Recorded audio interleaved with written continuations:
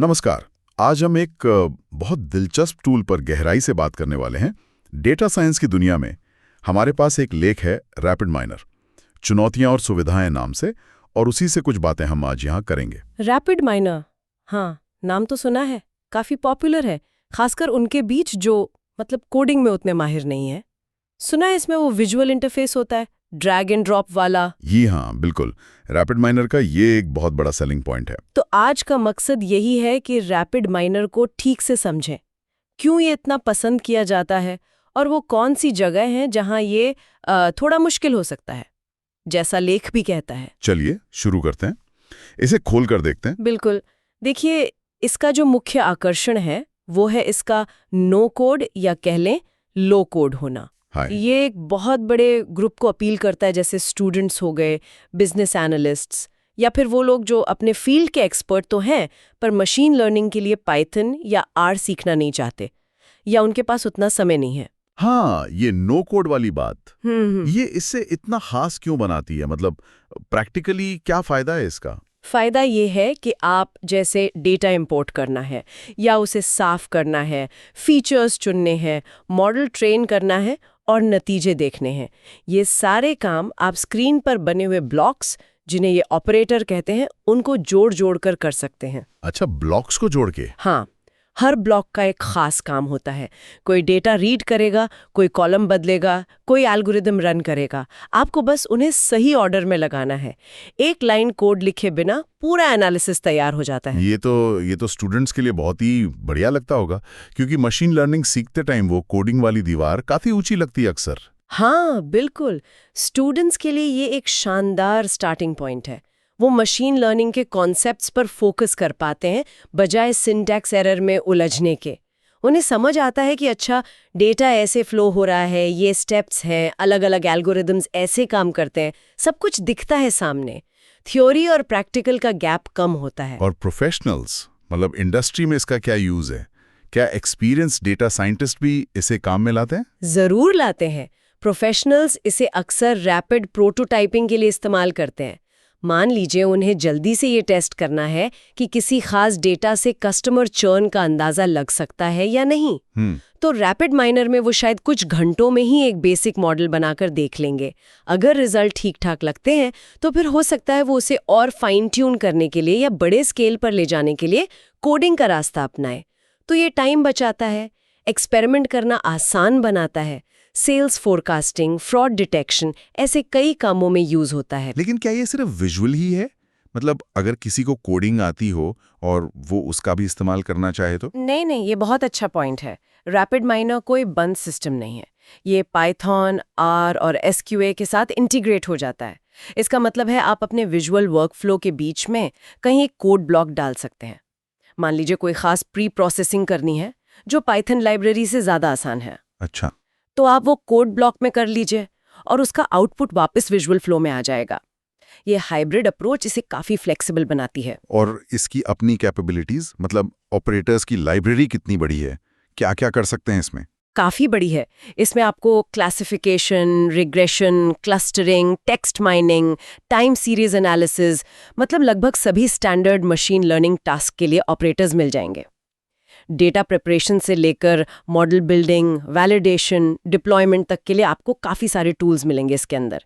Deep learning के लिए भी कुछ सपोर्ट है। सुनने में तो ये सब बहुत ही बढ़िया लग रहा है, इस्तेमाल में आसान, फिर भी पावरफुल और फ्लेक्सिबल भी। लेकिन जैसा कि लेख ने हमें पहले ही बताया था, कुछ चुनौतियां भी हैं। यहां से मामला थोड़ा और पेचीदा होता है। हाँ, बिल्कुल। यूजर फ्रेंडली होने के बावजूद कुछ रियल दिक्कतें हैं जिनका सामना करना पड़ सकता है, खासकर जब आप बेसिक यूज से आगे बढ़ते हैं। पहली और शायद सबसे आम चुनौती है बड़े डेटा सेट को हैंडल करना। बड़े डेटा सेट कितना बड़ा? और दिक्कत क्या आती है? परफॉर्मेंस की? हाँ, देखिए, रैपिड माइनर जो है वो मेनली मेमोरी बेस्ड प्रोसेसिंग करता है, खासकर डेस्कटॉप वर्जन। तो जब डेटा का साइज कुछ गीगाबाइट से ज्यादा होने लगता है और अगर वर्कफ्लो में बहुत सारे ऑपरेशंस हो तो परफॉर्मेंस काफी स्लो हो सकती है। अच्छा, सिस्टम अनस्टेबल हो सकता है या फिर मेमोरी ही खत्म हो सकती है। आउट ऑफ मेमोरी एरर्स आ सकते हैं। ऐसा इसलिए क्योंकि वो विजुअल इंटरफेस को हर स्टेप पर डेटा को मेमोरी में रखकर प्रोसेस करना होता है। ये कोड बेस्ड तरीकों जैसे स्पार्क वगैरह से कम एफिशिएंट हो सकता है, जहां प्रोसेसिंग को डिस्ट्रीब्यूट किया जा सकता है। समझ गया। तो मतलब अगर कोई टेराबाइट्स में डेटा लेकर बैठा है तो रैपिड माइनर शायद बेस्ट ऑप्शन ना हो, कम से कम इसका स्टैंडर्ड वर्जन। और क्या मुश्किल है? दूसरी चुनौती है कॉम्प्लेक्स वर्कफ्लो को मैनेज करना। जब आप एक सिंपल सा मॉडल बना रहे होते हैं तो सब कुछ साफ साफ दिखता है, सीधा लगता है, लेकिन जैसे जैसे प्रोजेक्ट बड़ा होता है उसमें दर्जनों, कभी-कभी तो सैकड़ों ऑपरेटर्स जुड़ जाते हैं। सैकड़ों ऑपरेटर्स? बाप रे। हाँ, तो पूरा वर्कफ्लो एक स्पेगेटी डायग्राम जैसा बन जाता है, मतलब आपस में उलझी हुई लाइनों का जाल सा। स्पेगेटी डायग्राम सुनने में ही मजेदार नहीं लग रहा। तो इसमें क्या दिक्कत है फिर? मैनेज करना मुश्किल? दिक्कत यह है कि उसे समझना, उसमें कुछ बदलना और सबसे जरूरी उसमें गलती ढूंढना यानी डीबग करना बहुत मुश्किल हो जाता है। कोड में तो आप लाइन बाय लाइन देख सकते हैं लॉजिक, पर विजुअल इंटरफेस में जब इतने सारे कनेक्शंस हो तो ये पता लगाना कि गड़बड़ कहाँ हुई बहुत टाइम ले सकता है, फ्रस्ट्रेटिंग हो सकता है, खासकर अगर कोई एरर शुरू के किसी ऑपरेटर में हो जिसका असर बाद में कई स्टेप्स पर पड़ रहा हो। तो जो चीज शुरू में आसानी के लिए बनी थी वो बाद में अपनी ही कॉम्प्लेक्सिटी में फंसा सकती है। दिलचस्प है। अब आते हैं सीखने पर। आपने कहा नो कोड, पर क्या इसका मतलब नो लर्निंग भी है? क्या कोई भी बस इसे उठाए और अच्छे मॉडल बनाने लग जाए? ये बहुत ही जरूरी सवाल है और इसका जवाब है बिल्कुल नहीं। नो कोड का मतलब है कोड नहीं लिखना है। इसका ये मतलब कतई नहीं है कि आपको मशीन लर्निंग के प्रिंसिपल समझने की जरूरत नहीं है। सच कहूं तो शायद जरूरत और भी बढ़ जाती है। ऐसा क्यों? अगर टूल कर रहा है सब कुछ तो प्रिंसिपल्स जानना इतना जरूरी क्यों? क्योंकि टूल तो सिर्फ इंस्ट्रक्शन फॉलो करता है। उसे ये थोड़ी पता है कि आपके बिजनेस प्रॉब्लम के लिए कौन सा एल्गोरिदम बेस्ट है, या आपके डेटा को मॉडल के लिए कैसे तैयार करना है, डेटा प्री प्रोसेसिंग, या कौन से फीचर सच में काम के हैं, फीचर इंजीनियरिंग, या मॉडल के रिजल्ट का सही मतलब क्या है, कहीं वो ओवरफिट तो नहीं हो रहा। ओवरफिट मतलब सिर्फ ट्रेनिंग डेटा पर अच्छा काम कर रहा है, नहीं पढ़नी। एग्जैक्टली। तो अगर कोई यूजर बिना सोचे समझे सिर्फ ड्रैग एंड ड्रॉप करता रहेगा तो वो शायद एक ऐसा मॉडल बना लेगा जो टेक्निकली चल तो रहा है पर प्रैक्टिकली किसी काम का नहीं है या गलत नतीजे दे रहा है। समझ गया। मतलब टूल कैसे करना है ये बता देगा, पर क्या और क्यों करना है ये यूजर को पता होना चाहिए। ये नो कोड के साथ एक जरूरी चेतावनी है। अच्छा, क्या कोई और रुकावट है जिसका जिक्र लेख में है? हाँ, एक और प्रैक्टिकल रुकावट है लाइसेंसिंग और कॉस्ट। रैपिड माइनर का एक फ्री वर्जन आता है जो सीखने के लिए और छोटे प्रोजेक्ट्स के लिए बहुत अच्छा है, लेकिन उसमें लिमिटेशंस हैं। क्या लिमिटेशंस? जैसे आप कितने डेटा रोज पर काम कर सकते हैं उसकी लिमिट है, शायद 10,000 रोज, और कुछ एडवांस्ड ऑपरेटर्स या सर्वर जैसी चीजें उसमें नहीं मिलती। और अगर किसी को उससे ज्यादा चाहिए हो तो फिर पेड वर्जन्स लेने पड़ते हैं। वो ज़्यादा पावरफुल होते हैं, बड़े डेटा को हैंडल कर सकते हैं, एंटरप्राइज लेवल फीचर्स देते हैं, लेकिन उनकी कीमत खासकर स्टूडेंट्स या छोटी टीमों के लिए काफ़ी ज़्यादा हो सकती है। तो ये भी एक फैक्टर है। तो ये कुछ ठोस चुनौतियां हैं: बड़ा डेटा, कॉम्प्लेक्सिटी मैनेजमेंट, सीखने की जरूरत और पैसा। लेकिन लेख ये भी कहता है कि इन चुनौतियों को ताकत में बदला जा सकता है। ये कैसे? ये तो उल्टा लग रहा है। इसका मतलब ये है कि रैपिड माइनर की असली वैल्यू तब निकलती है जब आप इसकी लिमिट्स को समझते हैं और उन्हें ओवरकम करने के लिए अपनी समझ और स्किल का इस्तेमाल करते हैं। ये आपको डिसिप्लिन में लाता है एक तरह से। थोड़ा और समझाएंगे, जैसे बड़े डेटा वाली चुनौती को ताकत कैसे बनाएं? बिल्कुल।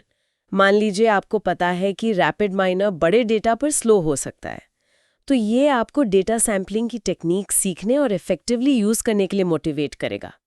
आप शायद अपना शुरुआती एनालिसिस और मॉडल प्रोटोटाइपिंग एक छोटे रिप्रेजेंटेटिव सैंपल पर रैपिड माइनर में करेंगे, और फिर फाइनल मॉडल ट्रेन करने के लिए शायद किसी और टूल या प्लेटफॉर्म पर जाएंगे, जैसे क्लाउड सर्विस या रैपिड माइनर सर्वर अगर वो हो तो।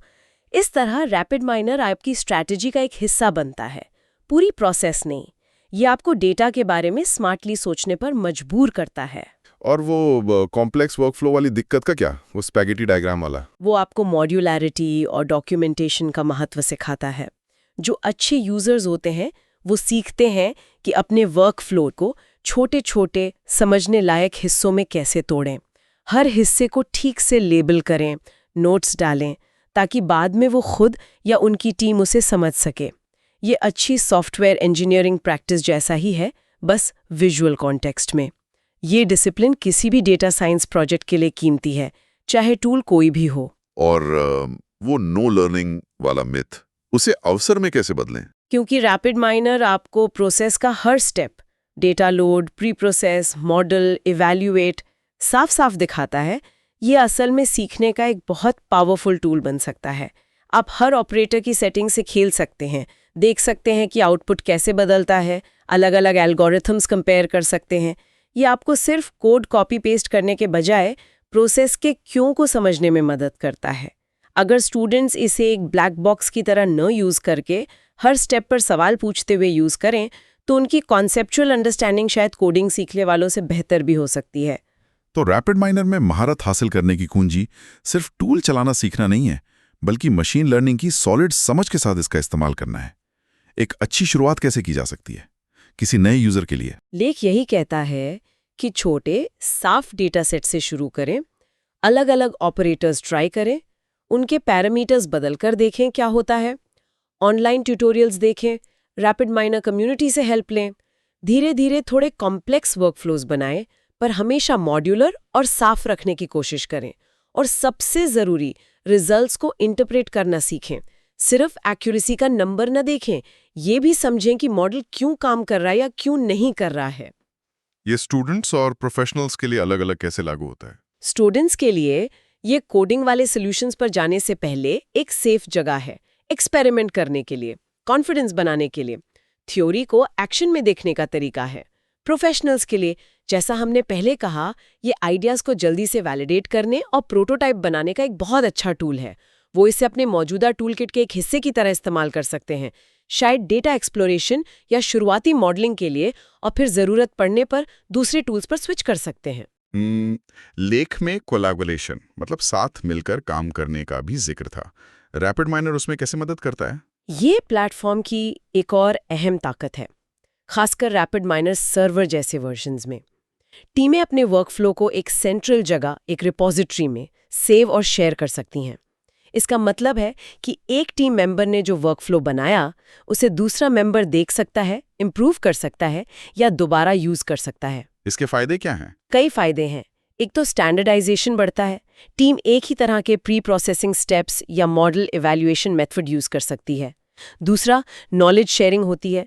जूनियर लोग सीनियर्स के वर्कफ्लो से सीख सकते हैं। तीसरा, रिजल्ट्स कंपेयर करना और मिलकर मॉडल को बेहतर बनाना आसान हो जाता है। ये एकेडमिक सेटिंग में ग्रुप प्रोजेक्ट्स के लिए भी बहुत यूजफुल है, और बिजनेस में तो ये ज़रूरी है ही, जहाँ डेटा साइंस अक्सर टीम वर्क होता है। और विजुअल होने की वजह से नॉन टेक्निकल लोगों के साथ प्रोसेस शेयर करना भी आसान होता है। तो कुल मिला के रैपिड माइनर एक तरह से दो-धारी तलवार जैसा है। एक तरफ इसकी सिंप्लिसिटी है, एक्सेसिबिलिटी है, जो डेटा साइंस को ज़्यादा लोगों तक पहुंचाता है। दूसरी तरफ इसकी लिमिटेशंस हैं, और इसे सही से इस्तेमाल करने के लिए कॉन्सेप्ट की समझ ज़रूरी है। बिल्कुल सही कहा आपने। ये एक पावरफुल टूल है, पर कोई मैजिक वॉन्ड नहीं है। ये सीखने वालों और प्रोफेशनल्स दोनों को एक्सपेरिमेंट करने, जल्दी सीखने और तेजी से इंसाइट्स पाने का एक यूनिक मौका देता है। लेकिन इसकी असली ताकत को अनलॉक करने के लिए यूजर को एक्टिवली सीखना होगा, लिमिट्स को जानना होगा और इसे समझदारी से इस्तेमाल करना होगा। चुनौतियां असल में सीखने और बेहतर बनने के मौके हैं, अगर उन्हें सही नजरिए से देखा जाए। तो आज की इस चर्चा से हमने रैपिड माइनर को सिर्फ एक नो कोड टूल की तरह नहीं देखा, बल्कि एक पूरे इकोसिस्टम की तरह समझा, जिसके अपने फायदे हैं, अपनी चुनौतियां हैं और सफल होने की अपनी स्ट्रैटेजीज हैं। ये थियरी और प्रैक्टिस के बीच एक पुल बनाने की कोशिश करता है, पर हाँ, उस पुल को पार करने के लिए नॉलेज और समझदारी चाहिए। और अंत में एक सवाल छोड़ जाते हैं सोचने के लिए। जिस तरह रैपिड माइनर और ऐसे ही दूसरे visual programming tools data science और मशीन लर्निंग को इतना आसान बना रहे हैं, क्या लगता है आपको, भविष्य में ये डीप टेक्निकल स्पेशलाइजेशन की ज़रूरत को कम कर देंगे या फिर ये स्पेशलाइजेशन को रीडिफाइन करेंगे? मतलब फोकस शायद कैसे कोड करें से हटकर क्या मॉडल करें और क्यों पर ज़्यादा होगा। ये एक दिलचस्प सवाल है कि ये टूल्स हमारी फील्ड को कैसे बदल रहे हैं। इस पर सोचा जा सकता है।